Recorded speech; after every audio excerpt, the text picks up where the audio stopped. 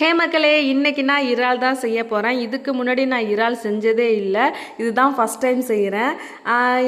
எங்கள் அம்மாவுக்கும் செய்ய தெரியாது, எங்கள் அப்பாவுக்கு மட்டும்தான் செய்ய தெரியும். எங்கள் அப்பா தான் வாங்கிட்டு வருவாங்க, க்ளீன் பண்ணுவாங்க, எங்கள் அப்பாவே செஞ்சு கொடுப்பாங்க.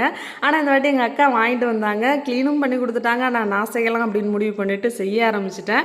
சரி வாங்க நான் எப்படி செஞ்சேங்கிறத பார்ப்போமா. கடையில் எண்ணெய் ஊற்றிக்கிட்டு பட்டை கிராம்பு வெங்காயம்லாம் போட்டு வெங்காயம் தக்காளியும் போட்டு நல்லா வணக்கிக்கிட்டேன். அதுக்கப்புறம் இஞ்சி பூண்டு பேஸ்ட்டும் போட்டு நல்லா வணக்கி பச்சை வாடை போன அப்புறம் கழுவி வச்சுருக்க இறால் எடுத்து அதில் போட்டு நல்லா வணக்கிக்கிட்டேன்.